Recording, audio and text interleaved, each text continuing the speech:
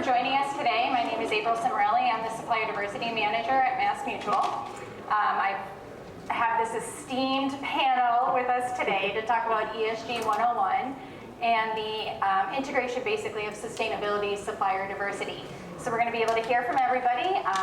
I'll start with introductions and then we'll just work our way down. That works? Okay, so as I said, April Cimarelli, Supplier Diversity Manager at MassMutual. I've been there for about 2.5 years, but in the supplier diversity space for over 15 years.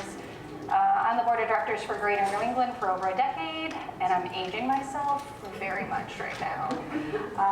I'm excited to be the moderator of this panel today, so any complaints, don't send them my way. We'll turn it over to you. Oh, my fun fact. I came up with that and I didn't even say it. Fun fact about myself is that I walk and read. And walk the dog at the same time, yes. So that is what I'm officially known as in the neighborhood. And then every day at least one person will stop me and ask what I've walked into for that day. But it'll be in my tombstone probably, but that's my fun fact. I'm dizzy just thinking about it. It's an art form. Literally my only talent. Thanks for sharing, April. So can everyone hear me? Do I have my mic on? Yeah. Oh, Jerry, thank you. Such a gentleman. Yeah. All right, good morning, everyone. I'm Sakan Kokar with National Grid. Been there for the last year, coming up on my 1-year anniversary for Halloween. So for Halloween, I'm going to be a National Grid line worker. So great to meet everyone. Thank you all for joining us for this session. This panel, we pretty much know each other for a while. Not to date myself, I'm terribly much younger than April. So I've already been on the Greater New England board for a few years also. It feels like a decade, but yes, so happy to be in that role also. It's a fantastic organization which we are thrilled to support. What is my fun fact? Didn't think of that in advance, but I'll come up with one really quickly. My tweede taal is dat ik Afrikaans praat. So my second language that I speak is Afrikaans, which nobody's going to understand. It's a language that's only spoken in South Africa. It's a combination of Dutch and German. So that's my fun fact for the day. How do I follow that? Sure. So I'm Monette Nappick. I'm the Executive Director for the Supplier Diversity Program at CVS Health. I don't know if any of my other colleagues are here to raise their hand, but we'll make sure that you meet them all later this afternoon for the networking. I've been in the supplier diversity space for a little over 10 years, but I'm also a procurement professional. I can say that I am now 100% dedicated to supplier diversity, which was a true gift that was given to me a couple of years ago. Prior to that, a lot of procurement categories like cell phone, broadband, travel, credit card, P-card, store supplies, I don't know. There might have been a couple of others.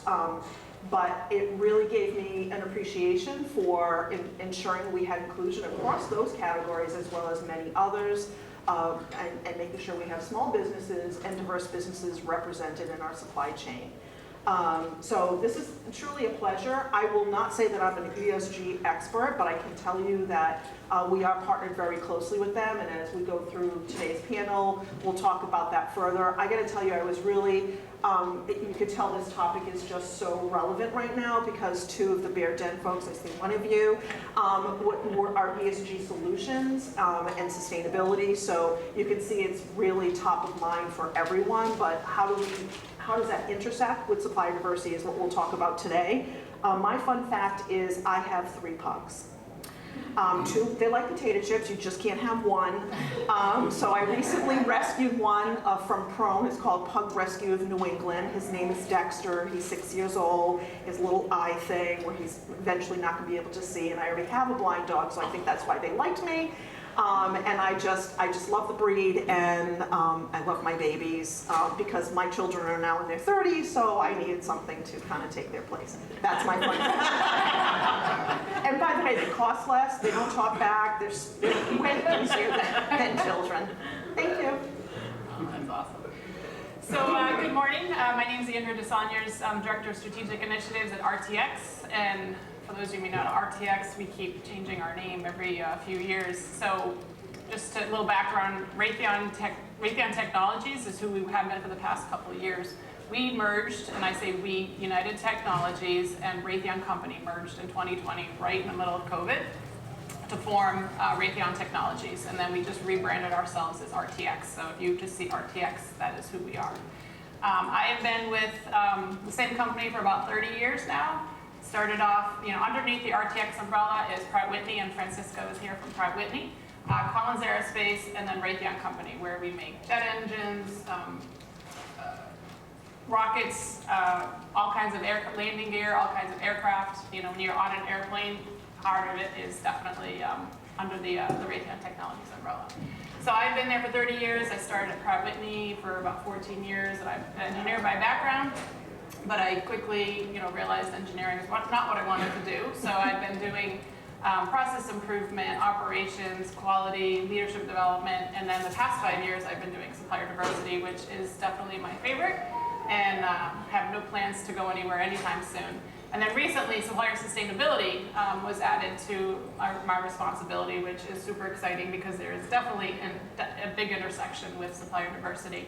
So I'm very excited to be here today, speak on the panel, and learn from everybody here on the panel and in the audience, because I know everybody is working on their ESG strategies. So, and my fun fact is I don't have any puppies. I have 3 cats, but I have 3 kids in college, so which is very painful. I'm an empty nester now for the past month. And my husband and I haven't killed each other yet, but I will not be retiring anytime soon with 3 kids in college. So ESG and supplier diversity are here to stay. That's right. Excellent. Thank you, everyone, for that. We want this session to be interactive, too. So we're going to ask some questions, we're going to answer, but if there's something that anybody would like to contribute in the audience, please do so. We really want to make it as conversational as possible. Our first question that we came up with that we thought would be interesting is, tell us a little bit about your company's ESG strategy. So of course, whatever was compliance approved and publicly shared, please share. Yeah, sure. So I can kick that off, and apologies if I neglected to say that I'm the Director of Sustainability for National Grid in the procurement organization. So this topic is right up my alley because my area covers kind of everything ESG related in the supply chain. So National Grid has a huge ESG program. So we have an overarching kind of corporate ESG program that manages, and then we have subsectors within our divisions, within our various groups, and then procurement covers kind of every aspect of the supply chain for that. So we have a responsible business charter, which is a public document. You can all find it on our website, which really outlines everything that we do in this space, and it's a tremendous amount. So for those of you who are not familiar, National Grid is a British company that has a rather large footprint in the Northeast, so particularly in Massachusetts and New York. And so our responsible business charter covers both sides of the pond. So it covers kind of our UK involvement and the US. There are slight variations in that due to government regulations or stipulations, and due to the varying needs of the communities in both countries. And everyone can find that online. We've just refreshed our responsible business charter last month, so the latest copy is available right now. And every year we produce a responsible business report, which then makes public all of the numerous items that we've done to comply with that responsible business charter. Now the charter is refreshed on an average right now 3 years. The first time that we launched the responsible business charter was in 2020. So 2023 we launched the refresh, and we aim to keep up that kind of cadence unless there's any major changes in environmental concerns or government regulations with regards to that. So the responsible business report is launched every year. That gives you information on kind of where we are against our targets. We really try to be as transparent as possible. We want to make this information available to the public, to our customers, communities we serve, to our investors. So we do have a lot going on in that sector. What would you say is the difference between the US and the UK, the biggest difference that you're seeing? The biggest difference is kind of the levels of sustainable initiatives, right? And the UK is far ahead of us.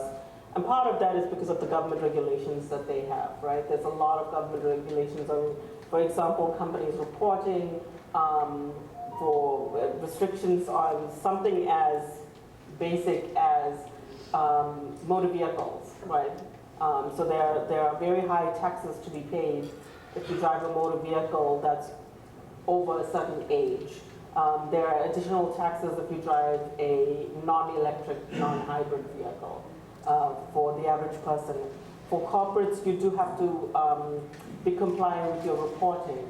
So just a reminder that ESG covers kind of all aspects of social and human rights, etc. So you have to have a human rights policy, you have to have a modern slavery statement. So there's vast differences in kind of the government regulations and just the basic infrastructure behind those things. So in the US, we're creeping up, we're trying to get more advanced in this area. However, we know that there's vast differences between our state regulations as well and our state desire, if you will, to kind of ramp up sustainable initiatives. So those are the major differences. It's very interesting. Thank you for sharing that. Monette? Yeah, I'll go next. I think the difference between National Grid and CVS Health, our ESG organization reports up to a different executive leader, different than we do in supplier diversity, reporting from procurement to finance.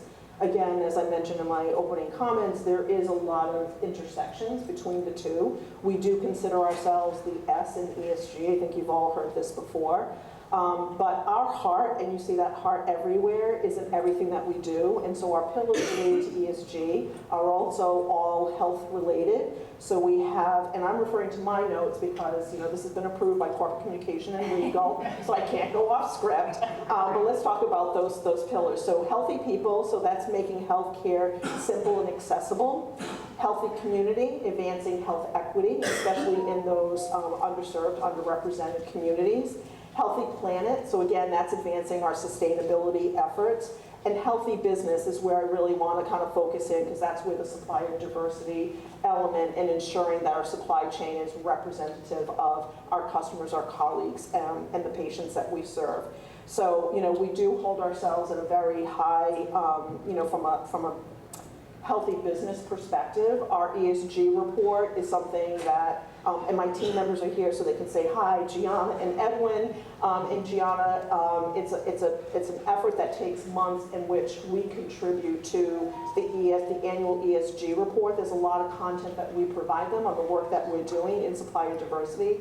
It's not just about the business that we do with small and diverse business, and that we know the economic impact that it's making, those businesses creating jobs, paying salaries, refueling the economy. But it's also about the other parts of our programming. So our partnership with Roger Williams University, this was our 9th year. We provide an executive learning series to 20 suppliers on an annual basis. And oh, by the way, this year's curriculum did include an ESG component, because we think it's important to educate our supplier population on the importance of ESG and what does it mean holistically to Fortune 50 company, but more so bringing it down to the importance to CVS Health. So again, it's the healthy people, healthy business, healthy community, and healthy planet. Those are our pillars for ESG. Interesting. So we have 3 pillars at RTX as well, and it's very similar, only 3, not 4, but people, planet, and principles. Very similar. So the people side, and again, supplier diversity and supply chain is embedded in every single one of those. So on the people side, we've got a whole new ERG that there's 9 ERGs. It's a worldwide program that we just launched in 2022. And again, all of this is in our ESG report. We have a 2022 and 2021. So since we merged is when we started publishing our ESG reports. So we have ERGs, so there's 9 of them, which is amazing. And we have started doing supplier diversity education, because a lot of people in the ERGs don't know what supplier diversity is. So supplier diversity 101 is huge, just to educate people across the company, because everybody can affect supplier diversity and help increase the amount of small and diverse suppliers.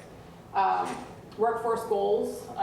We've set some we set some, and then we're going to keep seeing how we're doing. We've got 2025 goals, 2030 goals.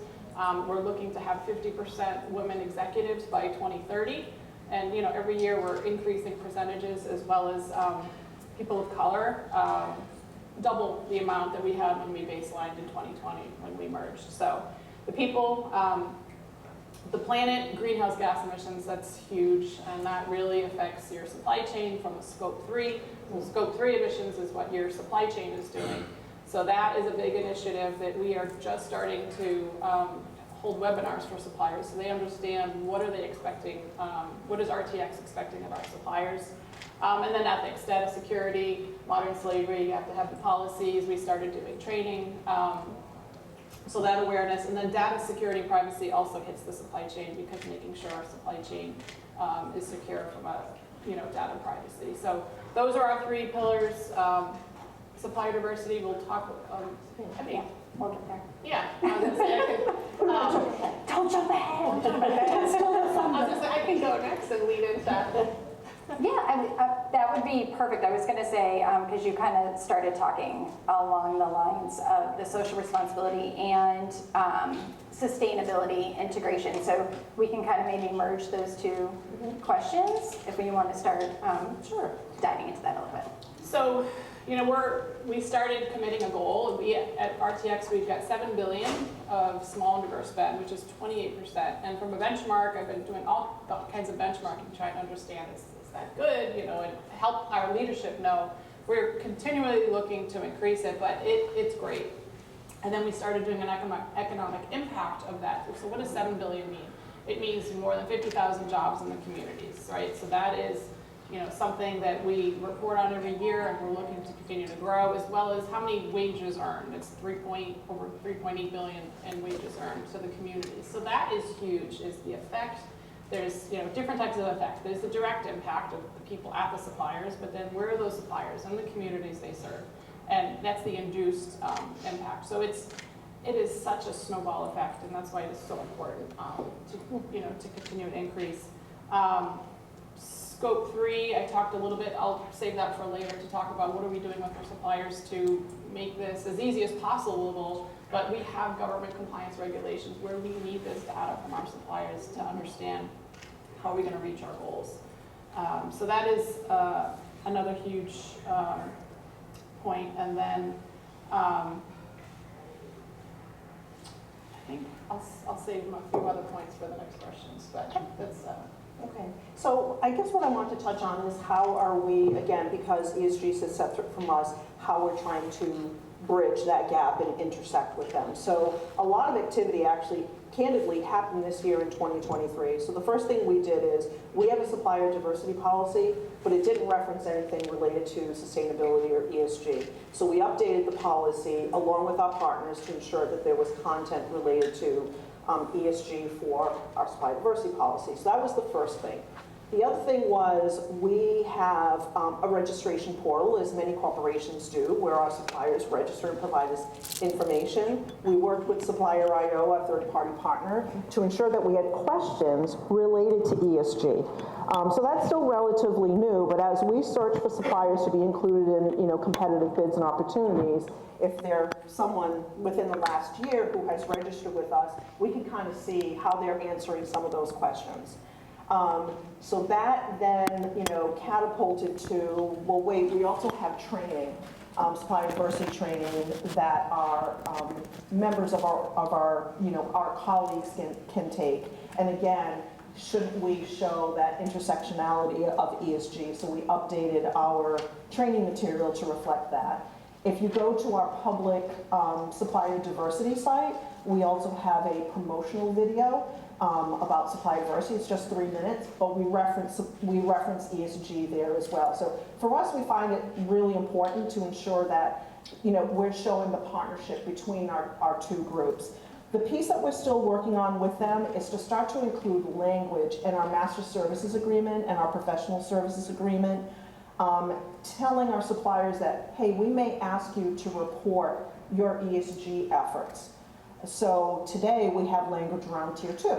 So for some of our primes reporting tier 2 to us, again, we want our primes, whether they're diverse or otherwise, that their supply chain is representative, right, of inclusion. So similarly, very soon we'll see language in our master services agreement. It may not be that every supplier we're going to be asking them to provide that data or content, but depending on what product or service that they're offering to us, say we're partners with National Grid, we're going to be asking National Grid. It's kind of like that scope 3 piece, right?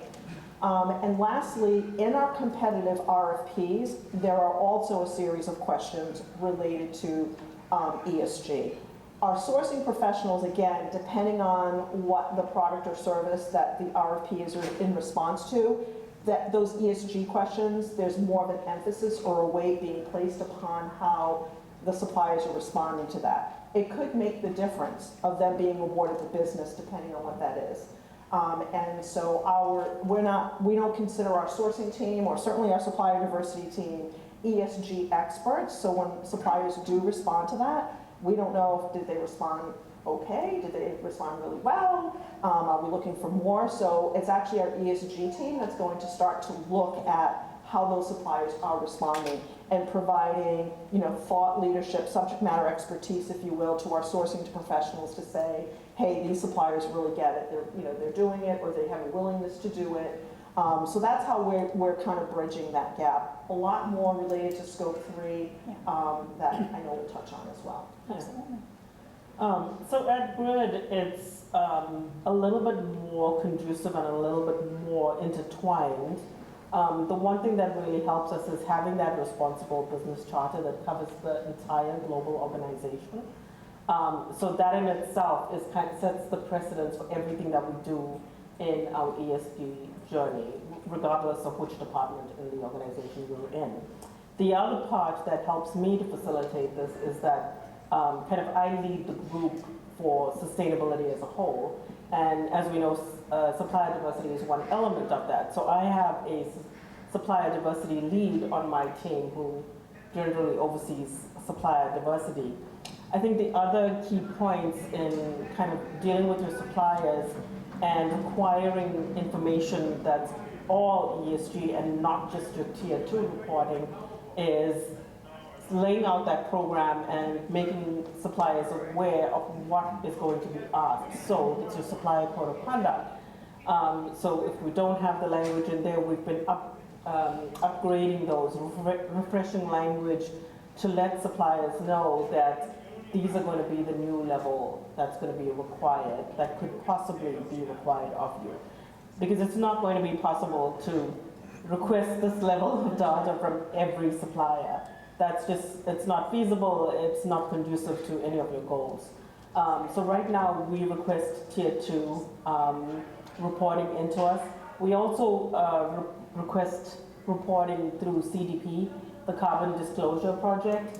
So our top vendors, our top 250 vendors based on emissions, based on carbon emissions, are required to report into this organization. Now CDP is the gold standard in organizations that you can use to report in that data.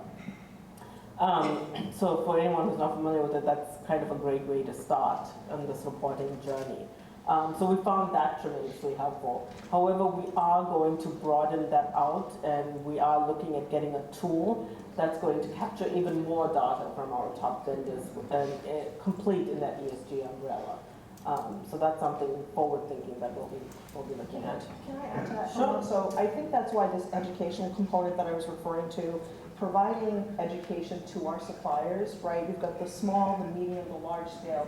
What our requirements are for those top, however many you have, for us it's our top 20 versus the smaller businesses, right? I think it's important for us as corporations to set the right expectations and to be cognizant of the time and effort it's going to take. I talk about supplier exhaustion, right? We're asking them for tier 2. We're asking about, sustainability efforts. We've been having conversations about asking them about their talent workforce. And certainly our clients, our Aetna and Caremark clients, ask that of us. So I always say, but we're a big corporation. But, you know, we gotta be conscious of these suppliers that maybe small or medium scale, and asking all of this of them, right? It's like a lot. And so I think we need to provide that education. I think that's the biggest thing I believe as a takeaway as a corporate member is putting together some curriculum, and maybe it's a 30-minute or 45-minute presentation that we do as part of the advocacy group. So through Peter and Joanne, maybe we do something, just like we do how to do business with CVS Health. Well, how you know, does CVS or Fortune, whatever companies, look at ESG and what are the expectations of our suppliers? Yeah, and just to add on to that a little bit, I am also very cognizant of the supplier exhaustion, and you know, in speaking to our suppliers, we don't want you to spend 50% of your time just on reporting to all of your customers. So, so what we want to do is really make sure that whatever information you do disclose is in somewhat of a public domain, right? So if you disclose information to the Carbon Disclosure Project, for instance, you know, agree that that is going to be made public, so that other organizations can pick up what you've reported already. And when we're looking at tools, it's important to have a tool that kind of pulls information from those public domains so that when our vendors are going in to our systems, perhaps it can auto-populate the information that you've already put out there and really lessen that burden of, on them. Because more than likely what you're looking for, we're looking for, right? Yeah. So to go into each of these individual portals that each of these corporations are going to have to provide essentially the same Exactly, content. exactly. Yeah. So just to add on that, so what we've done, and again, we're different industries, unfortunately. I mean, fortunately, unfortunately, but so RTX is part of IAEG, which is aerospace international aerospace environmental organization. So, and it's made up of like $70 billion of the aerospace industry. Is all the companies in there make up that. So we're like, okay, how do we make this as easy as possible on our suppliers? So for the past 2 years, we did RFP looking at all the different tools there are to collect all the data. And we started with 100, went down to 5, and then we just announced this year that we selected EcoVadis to be that provider to collect that. So basically what happens is the supplier fills out one survey, and then anybody who's in EcoVadis, they can share that survey. So they only have to do the survey once is great, as long as, you know, understanding. We share a lot of the same suppliers with Boeing, Airbus, Rolls-Royce, which is great. So we're trying to make this as easy on the supplier. There is a cost. It's an annual cost, but it's honestly not that much if you only have to do it once. But the data in there is, you know, some of the same data. You can disclose public, you can disclose private, and then basically EcoVadis will do an assessment. They'll give them recommendations in each element of E, S, and G. So it's a great tool. We're doing it ourselves. We're finishing or working on our assessment, hoping to have it done by the end of this year. So we're trying to lead by example that we're doing it ourselves, but we need this data to understand and baseline and then help them, right? We have to help ourselves, but also help our suppliers. And what do you need from us to be able to improve each element of ESG? So, you know, EcoVadis is definitely a third party we're leveraging, and then we use Supplier.io as well for our registration and our Tier 2. We just started our Tier 2 program in 2021, and it's, you know, quadrupled. So we're just trying to get suppliers, and again, we're being asked to do it, and so we're asking our suppliers to do it. But leveraging those third parties is helpful because EcoVadis has been doing this for years, but it's not just the aerospace industry. There's many different industries who are leveraging it. So that does help your suppliers if they only have to do it once. Piggybacking on that, so I know for us, we have in our supplier questionnaire, we're asking DEI assessments, ESG, accessibility, supplier diversity, right?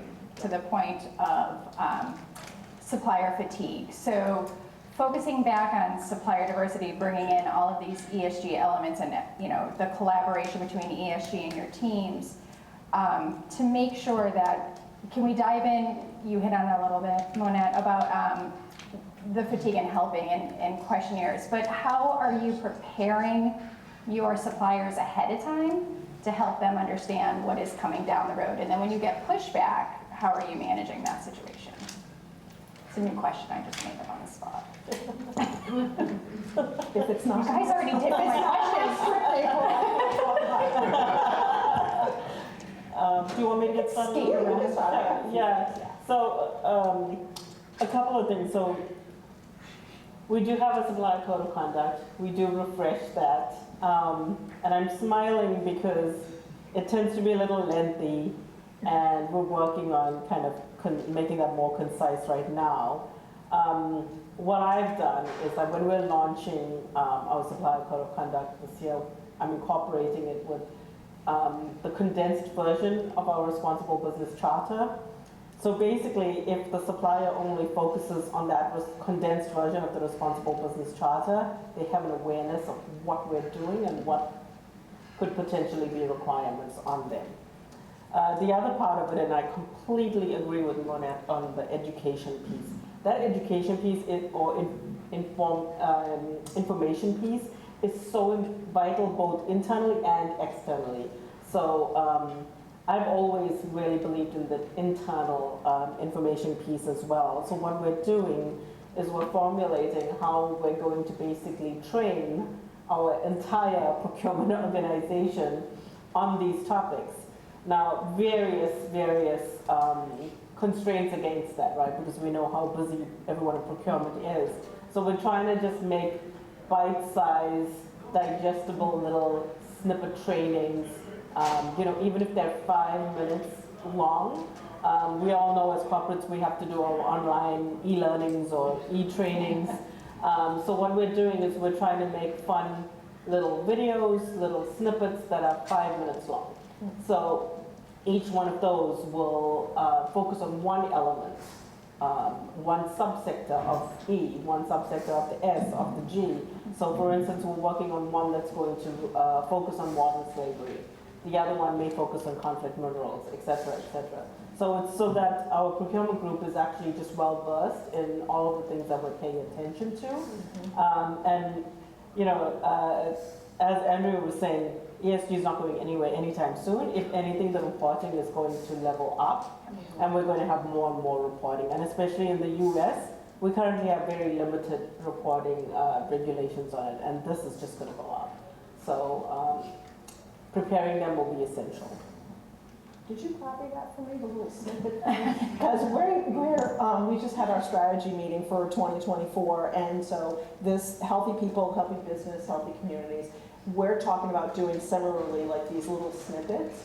It's not just as important to train our suppliers, but also our procurement professionals, right? Because even for our sourcing professionals, this is still somewhat relatively new to them as well, right? And so, again, it goes back to that learning, right, and that education. So I agree, little quick snippets on all of those elements, I think will really resonate with our supplier population and our internal colleagues, not just the procurement ones, but our colleagues in general. We're literally doing the same exact thing too. Just had our planning session on it. See? Just take that one topic and then break it down by department to show how you're all working collectively together. So that's why I was smiling too. Yeah, we have over 30,000 suppliers at RTX, so it's a massive, right? So you can't just throw everything at everybody all at once. So we actually just held our first training session on ESG and supplier sustainability, and what we're doing with EcoVat is to just, we're starting with our top 50 spend suppliers and top 50 greenhouse gas producing suppliers, because we're like, where do you start? So we're going to start there, and it's 50 suppliers, out of thousands. And then we're training the points of contact, so those supplier relationship owners, so helping them understand why are we doing this, what are we asking of our suppliers, what are we asking of you. Initially, it's a lot of heavy lift on the suppliers, but again, you don't have to do it in a week, right? They say do it in 6 weeks, but honestly, I think it takes more like probably twice that to do it. And it depends. The survey, if it's a small company, the survey is not the same as a large company. And where you're physically located as well if you're a supplier, depending on what country you're in. So the survey or the assessment changes based on the size of your company. So it's not, what they're requiring for us is not required for a small company. So that's the great news. But really just targeting that initial population, getting feedback. Or what did you think? What else? What other questions do you have? And then what do you do when the supplier says, no, I'm not going to do it? Is the challenge. So we are also updating our terms and conditions. We're simplifying it because we have like a 30-something page document. So simplifying it, for both internal, our suppliers as well as our employees, just what does this really mean? But again, asking, or putting it in the terms and conditions, both on supplier diversity, like, we need you to report tier 2. Right now, everything is voluntary. We're asking them, can you report tier 2? If they say no, because it's voluntary. But we really want to be able to ask, at least with the top suppliers, because it's just it's the right thing to do. And more than likely, they're doing it for another somebody else. customer, right? Yep. So hopefully it's not that heavy of a lift Right. if they already have that. Yeah. I just want one other little plug I want to do. I mentioned about our partnership with Roger Williams University. As a result of the success of that program, a couple of years ago, we started partnering with HBCUs to provide this educational experience to small and diverse businesses in the communities in which those colleges reside. So we're right now working with Lane, which is in Tennessee, and again, ESG is going to be one of the things on the curriculum. We actually surveyed they cast the net wide to a lot of suppliers in their community and asked, like, what's relevant, what's important, what do you really need to get out of this one day educational experience. ESG was way up there. So, again, and what is great about this is doing it with the university is you have professors or coaches or that are from the university that can speak to it from a, kind of educational level, and then bring it down to what does it mean to CVS Health, right? So our suppliers are getting both that lens from the university and from us. Thank you for sharing that. With the integration, basically, of ESG and supplier diversity, I think we've all had these conversations for a very long time about this was the road that was going to come, that we're all on right now. What would you say is your biggest accomplishment for your companies between supplier diversity and ESG right now? High level. I forgot to say the high level. Who wants to start? I can. Okay.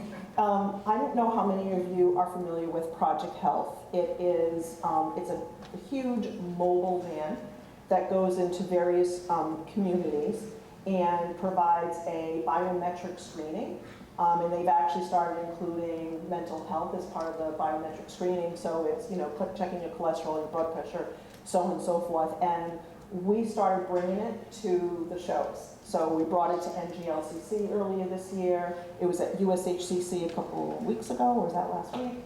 And we're going to be bringing it to CWE later this year. And so it's been, and that's just to expose the program to our suppliers and to other corporate members, what we're doing. But what is really, the beauty of what this is going into those, again, underserved, underrepresented communities.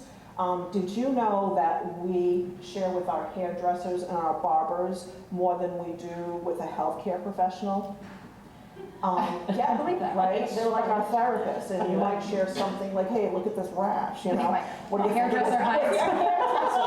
So they are actually bringing those vans to the parking lots of a barber shop that has this community, and trying to encourage them, go get your hair cut and come out and get a biometric screening. And it's really been just hearing the stories of people that have come out of there with something more serious than they knew that they had, or that they just don't, the closest pharmacy or the closest clinic or the closest hospital. So I really think that's part of our, social responsibility, but we tried to find a way to bring that